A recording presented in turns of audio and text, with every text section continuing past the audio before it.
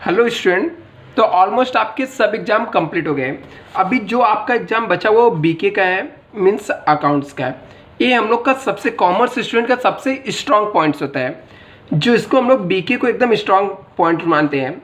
मतलब आपको अभी टेंशन नहीं लेना है यदि आपको अकाउंट्स आता है। क्यों हम लोग इसको स्ट्रॉन्ग मानते हैं? क्योंकि यही एक ऐसा सब्जेक्ट रहता है जहाँ पर हम लोग 80 आउट ऑफ 80 मार्क्स ला सकते हैं। कुछ स्टूडेंट बोल सकते हैं सर मैथ में भी तो ला सकते हैं। हाँ, बिल्कुल ला सकते हैं, लेकिन मैथ में लाने के लिए बहुत मेहनत करना पड़ता, फिर भी आता नहीं है।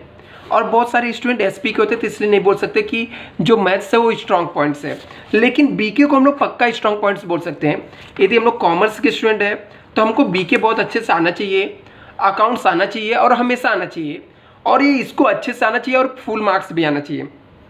अभी होता क्या है, हम लोग को सम भी आता रहता है, सोल्यूशन भी आता है, प्रैक्टिकली हम लोग सॉल्व भी करते हैं, प्रैक्टिस भी करते हैं पूरे साल, लेकिन मार्क्स हम लोग को नहीं आते हैं। ऐसा आखिर क्यों होता है? क्योंकि हम लोग पेपर का प्रेजेंटेशन नहीं आता। पेपर का प्रेजेंटेशन, अब ये थियोरी सब्जेक्ट नहीं है कि इसमें अच्छे राइटिंग से लिखना, इसको प्रेजेंटेशन बोलते हैं। यहाँ पर प्रेजेंटेशन मतलब होता है छोटी छोटी मिस्टेक करना। टू कैसे लिखना है, बाई कैसे लिखना है, डेबिट कहाँ लिखना है, क्रेडिट कहाँ लिखना है, इन द बुक्स ऑफ फॉर्म कहाँ पे लिखना है, ये सब चीज़ें जिसकी वजह से हम लोग के मार्क्स क्या हो जाते हैं, कट जाते हैं। होता क्या है, एग्जामिनर ने चेक किया, आपको 80 आउट ऑफ 80 दे दिया।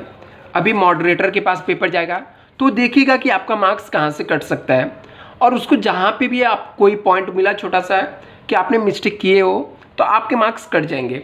तो मैं आपको इस वीडियो के अंदर अभी पूरा पेपर प्रेजेंटेशन मैं सॉल्व करके बताने जाऊँगा तो 3 घंटा टाइम चला जाएगा, जिससे इतना टाइम आपके पास भी नहीं है और आपका टाइम मैं वेस्ट भी नहीं करना चाह रहा हूँ। तो मैं आपको पूरा सॉल्व करके नहीं बताऊंगा, लिख कर नहीं बताऊंगा, लेकिन मैं आपको बता देता हूँ कि कैसे आपको पेपर प्रेजेंटेशन करना जिससे आपके मार्क्स नहीं कटे और आपको 80 आउट ऑफ 80 मार्क्स आए।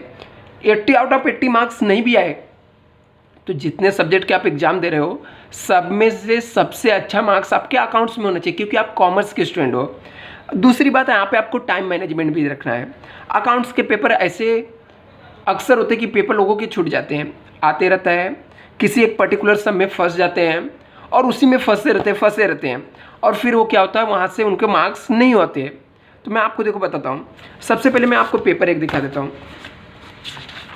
यहाँ पर हम लोग देख सकते हैं ये 80 मार्क्स का पेपर है, ठीक है, जिसके अंदर 5 मार्क्स 5 मार्क्स 5 मार्क्स मतलब 20 मार्क्स के आपके ऑब्जेक्टिव आते हैं। अभी ऑब्जेक्टिव में आपके आंसर राइट से आपको मार्क्स मिल जाएगा। आप चाहिए तो पूरा सेंटेंस लिखिए, जो राइट आंसर रहेगा वो लिखिए और उसको अंडरलाइन कर दीजिए। सेंटेंस लिखिए, जो राइट आंसर रहेगा उसको लिखकर अंडरलाइन कर दीजिए। ऐसे करके यहाँ पे 1 वर्ड लिखिए, इसका राइट आंसर नीचे और उसको अंडरलाइन कर दीजिए।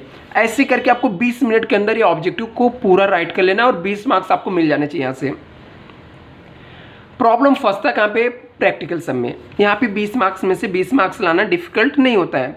आप इसको यदि ऑब्जेक्टिव आप पढ़ के जाओगे, करके जाओगे तो 20 मार्क्स में से 20 मार्क्स मिल जाएगा। बस मिस्टेक मत करना, कट पिट मत करना, अच्छे से इसे लिख देना। अभी मेन आते हैं प्रैक्टिकल पे। अभी हम लोग को प्रैक्टिकल जो रहता है ना, यहाँ पर ही हम लोग से गलती होती है। टू बाई लिखने में होता है, या हम लोग बोल सकते हैं ऐसा कि डेबिट क्रेडिट लिखने में होता है। ऐसे बहुत सारी मिस्टेक यहाँ पे होती है। अकाउंट्स लिखना, for the year end date लिखना। तो मैं आपको एक बार चीज़ें एक्सप्लेन कर देता हूँ कैसे आता है। जैसे ये एडमिशन ऑफ पार्टनर्स के समय क्वेश्चन नंबर 2 आपका एडमिशन ऑफ पार्टनर्स आता है। तो अभी देखो एडमिशन ऑफ पार्टनर्स का यहाँ पर सम है। तो अभी आपको भी पता है कि एडमिशन ऑफ पार्टनर्स के अंदर हम लोग को एक रीवैल्यूएशन अकाउंट्स बनाने पड़ते हैं, दूसरा हम लोग को पार्टनर्स कैपिटल अकाउंट्स बनाना पड़ता है, और थर्ड हम लोग को बैलेंस शीट बनाना पड़ता है। ये हमारे पूरे क्या है, प्रोसेस है जो हम लोग को बनाना, प्रिपेयर करना पड़ता है। अभी यहाँ पर मिस्टेक कहाँ पे होती है, कैसे नहीं होनी चाहिए। सबसे पहली बात तो मैं आपको बोलूँगा कि जैसे आपके पास एक पेज है, ठीक है, एक पेज है, आप यहाँ पर रीवैल्यूएशन अकाउंट्स बना दीजिए, नीचे पार्टनर्स कैपिटल अकाउंट्स बना दीजिए, ठीक है। यहाँ पर आपको क्या करना है एग्जाम में, यहाँ पर इस पेज पे आप क्या करना है, यहाँ पर आप रीवैल्यूएशन अकाउंट छोटा सा 8-10 लाइन का बना दीजिए, नीचे आपको पार्टनर्स कैपिटल अकाउंट्स बना दीजिए, और ये न्यू पेज पे आपको क्या करना है, हमेशा बैलेंस शीट आपको न्यू पेज पे बनाना है। आप चाहो तो एक पेज टर्न मार के वर्किंग नोट आपको कैश, बैंक और गुडविल का बना दो वर्किंग नोट। तो आप आमने सामने के 2 पेज लिए, यहाँ पर आपको ट्रेडिंग अकाउंट्स बना देना, ड्रॉ कर देना, सॉरी रिवैल्यूएशन अकाउंट्स बना देना है 8 से 10 लाइन में। बचे हुए पेज पे आपको क्या करना है, यहाँ पर आपको पार्टनर्स कैपिटल अकाउंट्स और न्यू पेज पे आपको क्या करना है, बैलेंस शीट बना देना है। ये मैं फॉर्मेट बता रहा हूँ कैसे आपको ड्रॉ करना है। अभी लिखना क्या है यहाँ पर, देखिए लिखना कैसे है। यहाँ पर आप लिखोगे इन द बुक्स ऑफ फॉर्म लिख देना है, ठीक है। रिवैल्यूएशन के जस्ट ऊपर आपको in the books of form लिख देना है। अभी तो आगे मैंने आपको यहाँ पे बताया कि यहाँ पे आपको क्या करना है, revalue in the books of form लिख देना है, या आप पार्टनर्स के नाम लिखना चाहो तो आप पार्टनर्स के नाम भी लिख सकते हो। अभी यहाँ पे रिवैल्यूएशन अकाउंट्स, ठीक है, रिवैल्यूएशन अकाउंट्स लिखना है। तो अभी कुछ स्टूडेंट यहाँ पे मालूम मिस्टेक क्या करते हैं, छोटा लिख देते हैं, आर को छोटा लिख देते हैं। आपको रिवैल्यूएशन अकाउंट्स ऐसे लिखना है AC। अभी ऐसा आप AC लिखोगे तो हम लोग उसके मार्क्स से आपको काटे जा सकते हैं, ठीक है। AC ऐसा नहीं आपको लिखना है, आपको एक कैपिटल ही लिखना है यहाँ पर।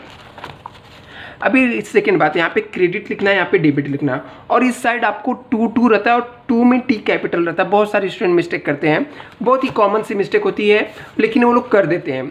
यहाँ पर बाई आएगा, बाई में B कैपिटल ही रहेगा यहाँ पर। अभी यहाँ पे टोटल मार्केट राउंड अप कर देते हैं, यहाँ पे जो माइनस करने के बाद अमाउंट आता है उसको राउंड अप कर देते हैं, जिससे भी मार्क्स करता है। आपको ऐसे काम नहीं करने हैं। पार्टनर्स कैपिटल अकाउंट्स बनाना है, यहाँ पे पार्टनर्स के नेम लिखने, साथ में रुपीज़ के सिंबल आपको डालना है। डेबिट और क्रेडिट यहाँ पे लिख देना है। अभी जैसे यहाँ पे बैलेंस शीट आप बनाओगे न्यू पेज पे बैलेंस शीट के ऊपर वापस से आपको in the books of form लिखना है, या पार्टनर्स के नाम लिख देने। जैसे यहाँ पर आप देख सकते हो लिखा हुआ, ठीक है। यहाँ पर आप लोग देख सकते हो कि लिखा मिसेस राम कृष्णा एंड हरी, ठीक है। न्यू पार्टनर्स भी इंक्लूड है। तो नए वाले बैलेंस शीट में ये मिस्टेक तो करते ही करते हैं हर एक स्टूडेंट। यहाँ पर नए ऐसा लिखते नहीं तो लिख रहे हो तो लिखो इन the books of new form, ठीक है। न्यू फॉर्म में हम लोग क्या कर रहे हैं, बैलेंस शीट बना रहे हैं। फिर आपको बैलेंस शीट में बैलेंस शीट लिखते समय लिखने का बैलेंस शीट एज ऑन, जो भी आपको डेट दिया रहेगा जब न्यू पार्टनर्स एडमिट हुआ रहेगा।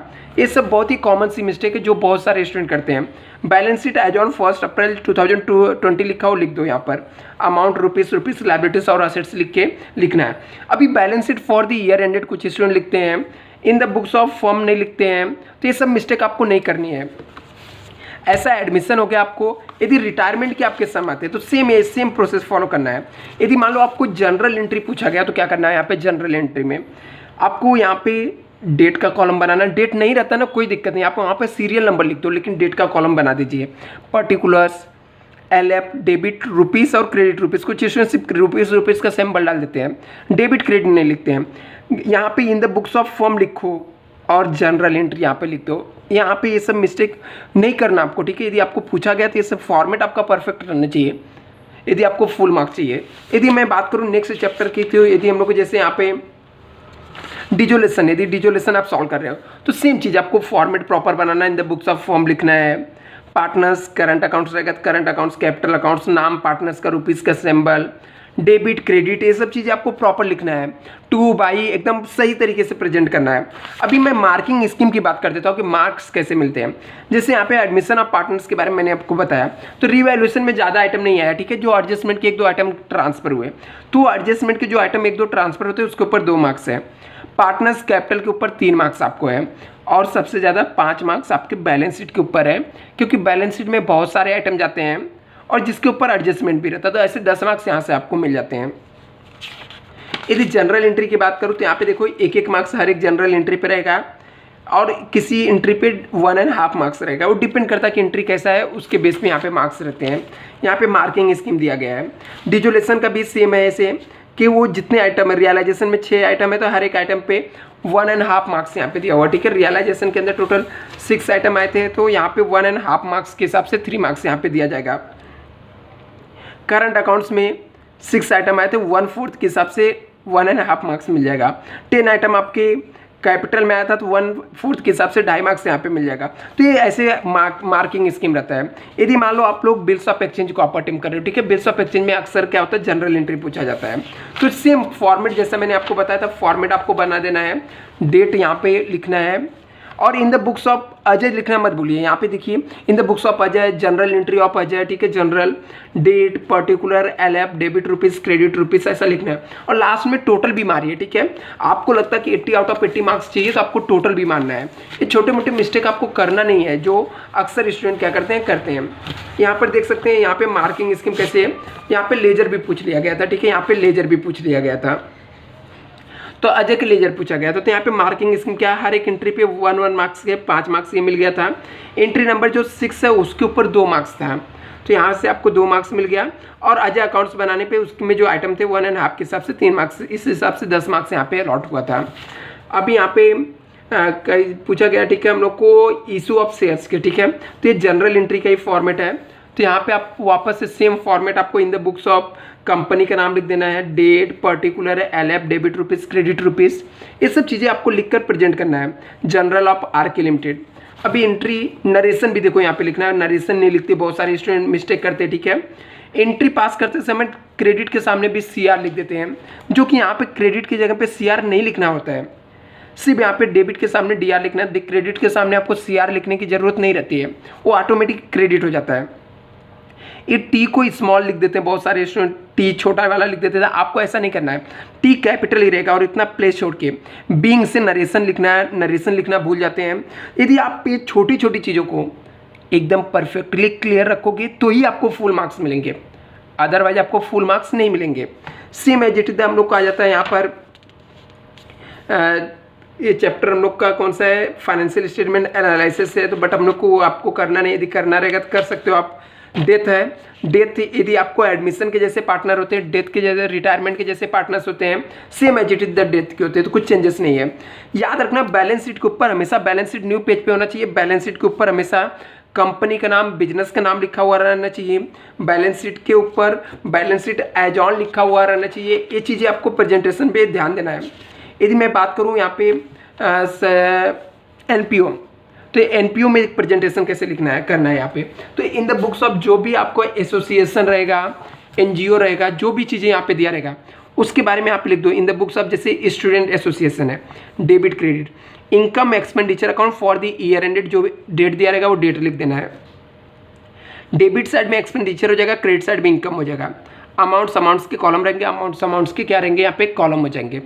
अभी आपको क्या करना है, 2 करके जो भी यहाँ पे डेबिट साइड में जितने भी एक्सपेंस रहेंगे लिखना है, क्रेडिट साइड में बाई। अभी ऐड लेस वाले में क्या होता है, हम लोग ऐसे लिख देते हैं, प्लस माइनस के चिन्ह डाल देते हैं, प्लस माइनस ऐसा लिख देते हैं। ये काम आपको नहीं करना है, जहाँ पर लेस करना वहाँ पे लेस लिखिए, LESS लेस लिखिए, और जहाँ पर ऐड करना वहाँ पे ADD ऐड लिखिए। ऐड लेस आपको ऐसे लिखना है, ना कि आपको शॉर्ट कम प्लस माइनस का चिन्ह यूज करना है। ये सब भी मिस्टेकें देखी जाती है जब एकदम लास्ट मोमेंट पे आता है हम लोग का। तो मार्किंग स्कीम सेम यहाँ पे रहता है, आइटम के बेस पे आपको मार्किंग जाता है, 2 आइटम, 4 आइटम, 6 आइटम, आपके जितने राइट रहेंगे उतने आपको मार्क्स मिलेंगे, और जितने आपके रॉन्ग रहेंगे उतने कम आपको मार्क्स मिलेगा, ठीक है। तो ऐसे हम लोग को फाइनल अकाउंट्स का ट्रायल बैलेंस यहाँ पे है, तो ट्रायल बैलेंस में भी सेम प्रोसेस रहता है आपको, ठीक है।